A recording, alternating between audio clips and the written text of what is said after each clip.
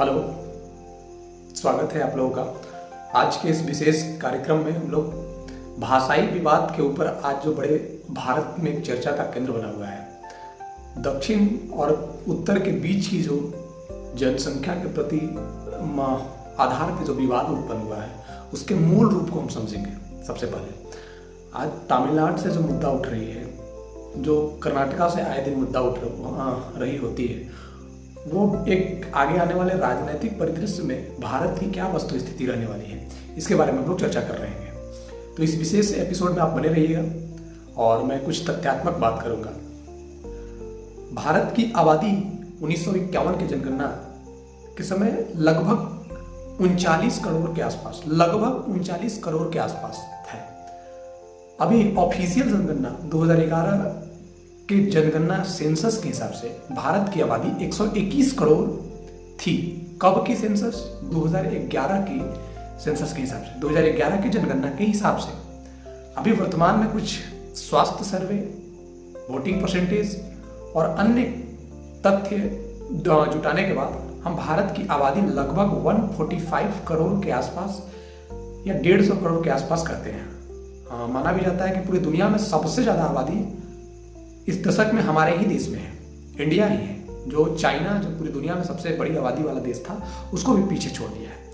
तो इस संदर्भ में हम समझेंगे कि जो विवाद उत्पन्न हुआ है वो 39 करोड़ से लेकर 150 करोड़ के बीच के जो वर्ष और जो क्षेत्रवार विषय है, उनमें से भारत का जो राजनीतिक धुरी बनी रही, वो साउथ और नॉर्थ के भाषाई आधार और जनसंख्या के आधार पर भी बनी रही। सबसे पहले हम लोग समझते हैं कि लोकसभा के 543 सीटों में से दक्षिण भारत में 132 सीट है और टोटली अगर 543 जब हम नंबर देखते हैं तो 543 में से 132 को अगर आप घटाने के बाद लगभग 411 जो लोकसभा की सीटें हैं वो साउथ के छोड़ नॉर्थ के राज्यों में ही सीटों का डिस्ट्रीब्यूशन है। अब सीटों के बारे में आप समझते हैं। लोकसभा जब भारत में पहली बार आम चुनाव 1951-52 के आम चुनाव के बाद परिसीमन हुआ था। परिसीमन आयोग हर जनगणना के उपरांत लोकसभा या विधानसभा के सीटों को समायोजन करती है।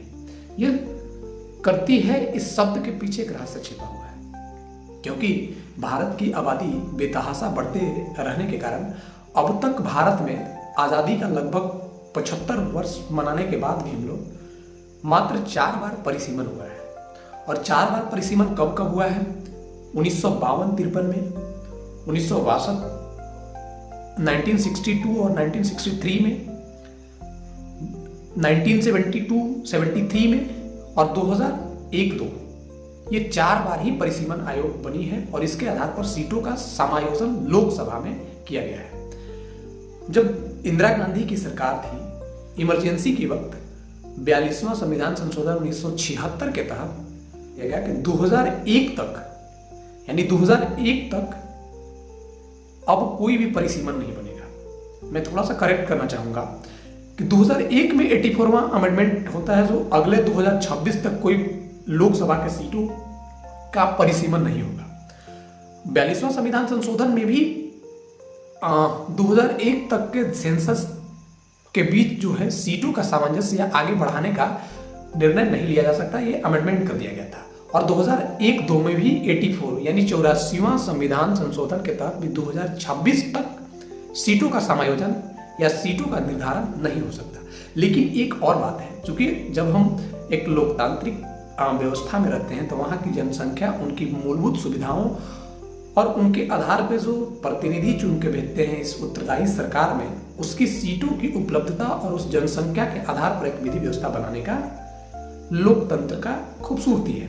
लेकिन बेतहाशा जनसंख्या बढ़ने के कारण भारत में अप्रत्याशित जनसंख्या बढ़ने के बाद सीटों का भी अप्रत्याशित रूप से वृद्धि हो जाएगी। उसी प्रकार से जब इंदिरा गांधी की सरकार के बाद परिवार नियोजन खूब जोर शोर पे चला, तो साउथ के जितने भी राज्य हैं, जो साउथ का डेवलप स्टेट है, उन्होंने अपने जनसंख्या पे तो कंट्रोल किया। आज एक डाटा मैं रिपोर्ट देता हूं। आज जो TFR, जिसे हम लोग फर्टिलिटी रेट बोलते हैं, औसतन दक्षिण भारत का 2.1 यानी 2.1 है। ये मानक औसत मानक फर्टिलिटी रेट से भी कम है। स्पेशली जब केरल के बारे में हम देखते हैं, क्योंकि केरल लिटरेसी रेट में भी 100% और डेवलपमेंट भी 100%, तो वहाँ पे जो TRF जो फर्टिलिटी रेट है वो 1.7% है। ये मानक से भी कम है। तो ऐसा माना जाता है कि जब सीटों का समायोजन 2026 में जब होगी, क्योंकि 84वां संविधान संशोधन के तहत ये किया गया था कि 2026 तक सीटों की संख्या वही निर्धारित रहेगी, लेकिन 2021 की जनगणना कोविड के चलते नहीं हो पाई। अब जनगणना की शुरुआत भारत सरकार के द्वारा की गई है। हो सकता है कि 25-26 में ये जनगणना पूरा हो जाए और उसका रिपोर्ट भी प्रकाशित की जाए। तो 2026 में सीटों का समायोजन यानी परिसीमन आयोग के द्वारा बढ़ाया जाएगा। नए संसद भवन का भी निर्माण हो गया है। लेकिन आमूमन अगर आप देखिएगा तो जनसंख्या यानी पहले माना गया था कि 10 लाख के आबादी पे एक सांसद होंगे जो लोकसभा के प्रतिनिधित्व करेंगे, लेकिन हम एक डाटा के हिसाब से समझते हैं कि दक्षिण भारत 2001 से या 2011 की जनसंख्या के हिसाब से देखिएगा तो एक दशक में 1 और 11 के दशक के बीच लगभग 11 या 10% की आबादी के हिसाब से अपना पॉपुलेशन या जनसंख्या को वृद्धि की है। अब 2021 चूंकि जनगणना नहीं हुआ है, 2011 से 36 तक के बीच में लगभग 21 से 23% अधिकतम वृद्धों की संख्या बढ़ जाएगी। उनकी जनसंख्या तो वहीं रह गई। अब इनका भी एक तरह से कहना तो उचित है, क्योंकि भारत में 28 राज्य 8 केंद्र शासित प्रदेश है, जिनमें जो इलेक्टेड मेंबर होते हैं जो लोकसभा के, उन लोकसभा के इलेक्टेड मेंबर में जो नॉर्थ का पोजीशन होगा, क्योंकि डिसाइड अभी भी नॉर्थ ही करता है, क्योंकि 400 से एबव जो लोकसभा के सीटें हैं, जो 400 से एबव लोकसभा के सीट जो है वो तो नॉर्थ के स्टेट के पास है, जैसे उत्तर प्रदेश, बिहार, वेस्ट बंगाल, राजस्थान, कई अन्य बड़े राज्य जो है जिनमें जो सीटों की संख्या है वो अप्रत्याशित है, जो भारत की राजनीतिक और प्रधानमंत्री बनाने की क्षमता रखते हैं। उत्तर प्रदेश की जनसंख्या लगभग 25 करोड़ के आसपास या 30 करोड़ के आसपास माना जा सकता है अभी। तो अगर हम 10 लाख की जनसंख्या के हिसाब से अगर मैं तय करूं तो वहीं पे अप्रत्याशित सीटों की वृद्धि हो जाएगी। अगर मैं 20 लाख के हिसाब से भी मानूं तब भी दक्षिण भारत के टोटल सीटों की संख्या से अधिकतम हो जाएगा, तो फिर तो उनका हकमारी हुआ। हाँ, जनसंख्या सेंसस करने के बाद परिसीमन आयोग का गठन होता है और वो सीमाएं का निर्धारण करती है। अब प्रमुख मुद्दा रहा, ये सबसे बड़ी मुद्दा। दूसरा एक भाषाई आधार पर जो राजनीतिक करने का प्रयास है, क्योंकि हिंदी भाषा जब भारत आजाद हुआ था तो संविधान में भी ये प्रावधान था, आर्टिकल 343 से लेकर 351 तक के इस प्रावधान के हिसाब से ये बात कही गई थी कि भारत में हिंदी को बढ़ावा देना है। लेकिन जो साउथ के राज्य थे, क्योंकि आज़ादी की बाद भाषाई आधार पर राज्य का निर्माण करने वाला पहला राज्य आंध्र प्रदेश था, जो रामलू के मृत्यु के बाद आंध्र प्रदेश की निर्माण हुई थी। अब तमिलनाडु एक भाषाई विरोध का एक महत्वपूर्ण केंद्र बना हुआ है। हिंदी वर्सेस तमिल पूरे चर्चा में है जोरों शोरों से। एक जनसंख्या का एक टॉपिक था ही, अब दूसरी टॉपिक भाषाई आधार पे भी, क्योंकि नई शिक्षा नीति यानी न्यू एजुकेशन पॉलिसी 2020 के तहत 3 ऐसे भाषाओं जिसका समर्थन करना है, एक लोकल लैंग्वेज और एक इंग्लिश और Hindi, 3 language 3 language formula based जो एजुकेशन पॉलिसी है उसका विरोध में स्टेट खड़ा है। इसके पीछे उनका तर्क क्या है? उनका तर्क है कि हमारे जो सांस्कृतिक कल्चरल भाषा है उसे समाप्त कर दिया जाएगा, और एक राजनीतिक मुद्दा भी है ये, क्योंकि अभी जो सत्तारूढ़ पार्टी है DMK, ये द्रविड़ पॉलिटिक्स का एक सिनेरियो है।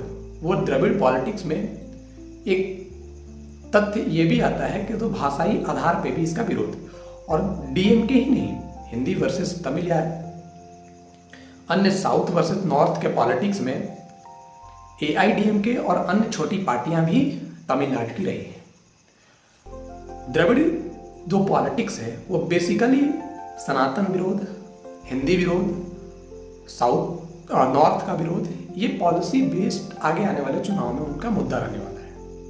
लेकिन एक राजनीतिक उठापटक के चलते, चूंकि पैन इंडिया डिजिटलाइजेशन के दौर में आज आप हिंदी को तो रोक नहीं सकते हैं, क्योंकि जब भी आप एक फिल्म का भी चर्चा करते हैं, क्योंकि अभी हाल ही में पवन कल्याण आंध्र प्रदेश के डिप्टी सीएम, उनका भी एक बयान था कि जब आप रेवेन्यू जनरेट करने के लिए अपने फिल्मों को डब करते हैं और हिंदी में डब करके आप पैसे कमाते हैं, तो आप हिंदी को विरोध क्यों कर रहे हैं। तो एक बिजनेस कॉन्क्लेव के जरिए एक उन्होंने मुद्दा भी उठाया और इस मुद्दा के जरिए उन्होंने पूरे दक्षिण भारत में एक बात को भी रखा है कि ये विरोध नहीं है। हाँ, लेकिन सांस्कृतिक कल्चर में जो भाषाएं हैं, जो तमिल भाषा हो, चाहे वो तमिल हो, तेलुगु हो, मलयालम हो या कन्नड़ा हो, ये हमारी क्लासिकल भाषाओं की श्रेणी में आती है, तो उसका भी संरक्षण होना चाहिए। लेकिन हिंदी इसका विरोध तो इसका स्वरूप नहीं है। राजनैतिक केंद्र बिंदु साउथ का तमिलनाडु कहीं ना कहीं प्रभावित करता रहा है और ये प्रभाव दिखता भी है। आज जो परिसीमन आयोग का जो मुद्दा है, वो हर दक्षिण भारतीय राज्य इस मुद्दा को बड़ा जोर शोर से उठा रहे हैं, चाहे वो आंध्र प्रदेश हो, चाहे वो तेलंगाना हो, चाहे वो तमिलनाडु इसका मुख्य केंद्र भी है, चाहे वो केरला हो, चाहे वो कर्नाटका हो। ये ऐसे राज्य हैं इनका मुद्दा प्रमुख रूप से है। हाँ, मैं परिसीमन आयोग, जनसंख्या और इसके बीच के एक और तथ्य रखना चाहता हूँ, और ये तथ्य क्या है? तथ्य है कि जो जनसंख्या नियंत्रण कानून में जो समाज आगे आकर बढ़ चढ़ के हिस्सा लिया, आज वो भी इस राजनीतिक ध्रुवीकरण में पीछे रह गए। चाहे उदाहरण के रूप में बिहार के ही उदाहरण ले लीजिएगा, क्योंकि कास्ट सेंसस जब हुई तो उनमें कई ऐसे जातियां जो रही जो जनसंख्या के दृष्टिकोण से वो पीछे हैं, क्योंकि उन्होंने प्लान वे में जनसंख्या नियंत्रण के को अस्थायी रूप देने के लिए उन्होंने आगे आया।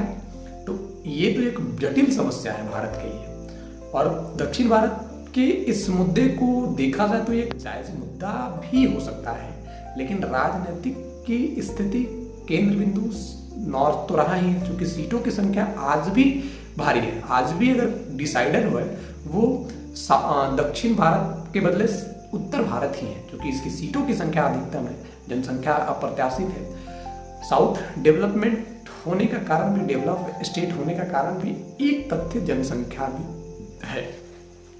भारत विविध भाषाओं और संस्कृतियों का देश है, जहाँ भाषाई आधार पर तथा सांस्कृतिक और राजनीतिक आधार पर भी महत्वपूर्ण हिस्सा रहा है। भाषा विवाद मुख्यतः हिंदी बनाम अन्य क्षेत्रीय भाषाओं को के विरोध में रहा है। क्षेत्रीय भाषाओं का संरक्षण तो होना चाहिए, लेकिन जो पूरे स्टेट या पूरे देश का जो एक भाषा है उसका भी सम्मान और आदर होना चाहिए, तभी भारतीय एकता और अखंडता की प्रतीक मानी जाएगी। और एकता और अखंडता तब आएगा जब भारत इस डेवलप के रास्ते पे आएगा, क्योंकि राजनीतिक मुद्दा दोनों ही स्थिति में देखी जाती है। चाहे वो जनसंख्या वृद्धि हो तो उसको वोट बैंक के लिए देखी जाती है, चाहे वो जनसंख्या कम हो तो उसको भी पोलराइज करने के लिए राजनेताओं के द्वारा बोला भी जाता है। तो आज के एपिसोड में इतना ही। अगर आपको अच्छा लगा होगा तो आप जरूर इस वीडियो को देखिएगा और आगे जरूर इसको शेयर कीजिए। अगर आप नए हैं तो इस चैनल को सब्सक्राइब कीजिए और लाइक कीजिएगा। Thank you.